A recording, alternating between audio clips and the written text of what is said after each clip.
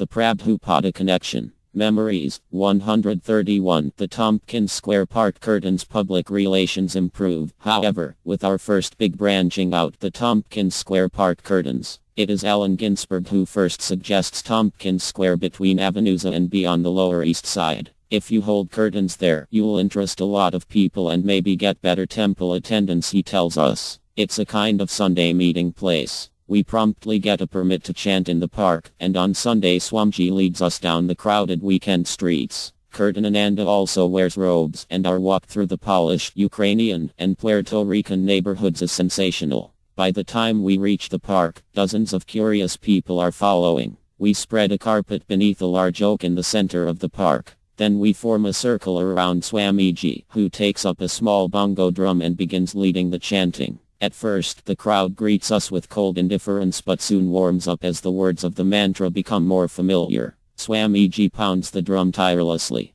30 minutes pass, an hour. Elderly Polish and Ukrainian residents stare dumbfounded, then walk away grumbling. Soon more people stand around us and press forward to better see Swamiji. Strayadhisa and I clash cymbals, and Kirtanananda plays the harmonium given by Ginsberg. Someone brings a tambura, but it is drowned out in the din. Puerto Rican kids run over from the playground, stare with wide eyes, then laugh happily. A jet booms overhead. The good humor man gravitates toward us, ringing his ice cream bells. Achyutananda, Brahmananda, and Greg dance in a circle, and the more venturesome spectators join in the chant. After a long curtain, Swamiji begins to give a talk, but since the people can hardly hear him, he takes up the drum and starts chanting again. A little boy throws an egg at Rama and runs. Our voices begin to grow hoarse, and I wonder how long Swamiji will last. But his voice seems even stronger after the second hour. As he chants, his brow froze in concentration, and veins stand out on his neck. Hare Krishna, Krishna, Krishna, Hare. Allen Ginsberg joins, shaking his head rhythmically and playing finger cymbals. A New York Times reporter asks me to bring Ginsberg over to talk. He shouldn't interrupt a man worshipping, Allen says. Tell him that. Swamiji's fingers continue beating out the rhythm on the drum. How can he keep at it so long? Hare Krishna, Hare Krishna. He calls out over the cement park of stunted trees, the playgrounds, benches, brownstone apartments, and the locked and empty Presbyterian church. Hare Rama, we reply. Rama, Hare. A Negro joins in with a saxophone. Someone comes with a bass drum. Tambourines rattle, and people start getting up to dance. To our surprise and happiness, Swamiji's park curtain begins to turn into a joyous celebration, an open party for the Lower East Side. Hey, man, who's that old priest? Someone asks. He's not a priest, someone answers. He's a Swami. Hey, that's cool, man. I dig it. Rama and I hand out leaflets.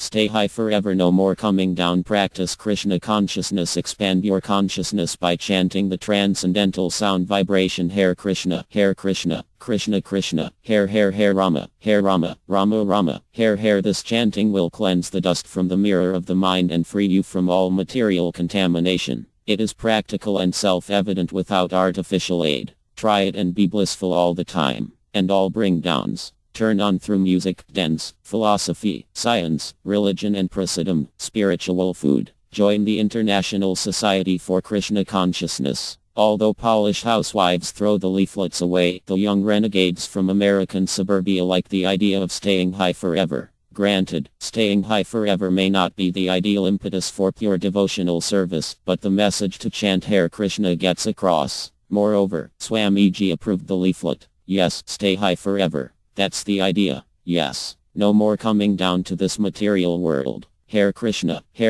we continue into the late afternoon. Swamiji's fingers are red from beating the little drum, but he doesn't slow down. Only he can light the fuse to set off the Hare Krishna explosion. When dusk approaches, he brings the chanting to a close. We roll up the carpet as people inquire about the temple. The Times reporter, remarkably, returns with us to matchless gifts and sits downstairs with Swamiji to talk. Achyutananda brings him a bowl of sweet balls. The next morning, Monday, October 10, the New York Times prints a photograph of Swamiji seated on the carpet, pounding the bongo drum while Brahmananda and Achyutananda dance in front of him. The headline: Swami's flock chants in park to find ecstasy. Swamiji smiles broadly when he sees the write-up.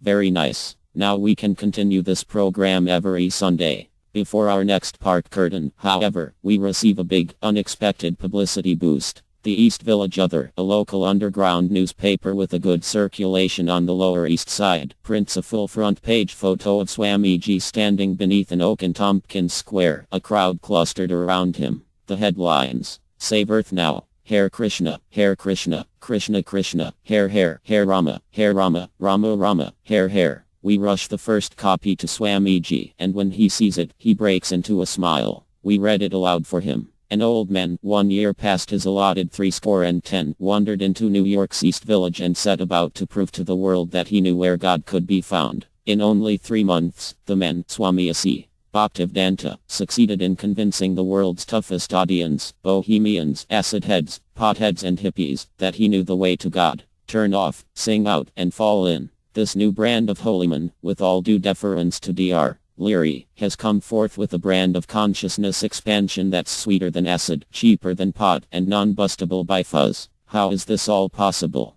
Through Krishna, the Swami says. What are these hippies? Swamiji asks. We try to explain as best we can. I'm afraid that many people would consider us hippies, I say. No, we're happy, Swamiji laughs. But whatever you once were, Krishna will change you, right? We also have to explain acid heads, pot and fuzz, and when Swamiji understands, he smiles and says, yes, that is right. Krishna consciousness may seem like poison in the beginning, but it is nectar in the end. So it is sweeter. Then, who is this Dr. Leary? We explain that he's the leader of the psychedelic movement and has just founded the LSD, League for Spiritual Discovery, Church. He claims that LSD is an easy means to God realization, Kirtan Ananda says. Then his God is LSD, Swamiji says. If he claims that you can reach God through LSD, then LSD is stronger than God. But we do not say like that. His means are artificial and risky. What will he do when there is no more LSD? Is LSD eternal? Is God so cheap that he can be reached by simply taking a pill? Yogis perform many lifetimes of austerities and still do not see God. And in Bhagavad Gita, Krishna says that he can be reached only by the path of pure, unalloyed devotion. After many, many births, the man of knowledge surrenders to Krishna because he knows that Krishna is everything.